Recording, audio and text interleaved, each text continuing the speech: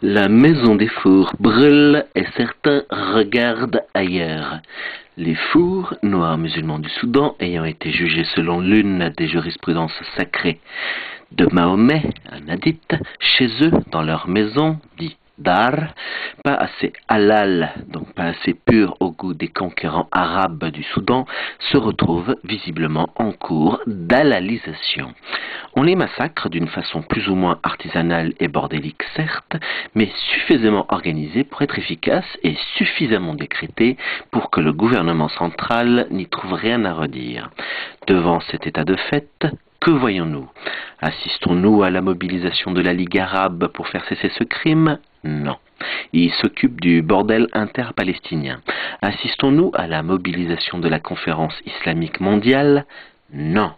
Il ne s'occupe que de desseins, eux. À celle d'une quelconque autorité musulmane qui condamnerait ce crime par l'émission d'une fatwa, même toute petite? Non, non.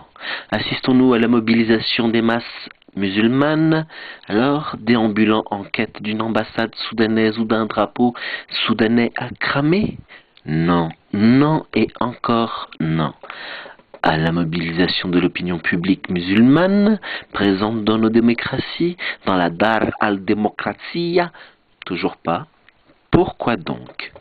Y aurait-il un rapport avec la dite numéro 36, stipulant que quiconque couvre les travers d'un musulman, Allah le couvrira dans ce monde et dans l'autre?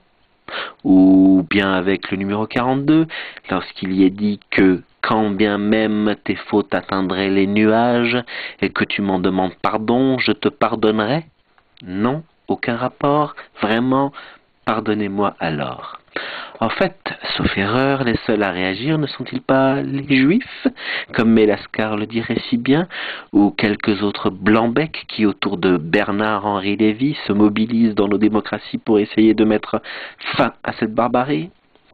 En attendant de vous entendre nous chanter encore une fois la complainte du très grand complot occidental, laissez-moi, mes chers frères musulmans, vous chanter cette chanson propre aux interdits de stade qui, pour le coup, révèle une certaine sagesse.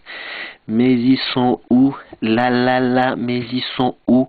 La la la, mais ils sont où? Les modérés. Ah la la la la la, ah la la la la, mais ils sont où? La la la, mais ils sont où? Ah la la. Et c'est ainsi qu'Allah est grand, s'il pas loin du juif. PS, désolé mon cher Bilal, mais je crois que tu t'es bien fait avoir. L'illustration que vous avez au début représente le drapeau saoudien, on va dire le Saoudi pris en flag, la seule caricature islamique autorisée. On peut y lire la Shahada, soit la profession de foi musulmane précisant qu'il n'y a de Dieu qu'Allah et que Mahomet est son prophète.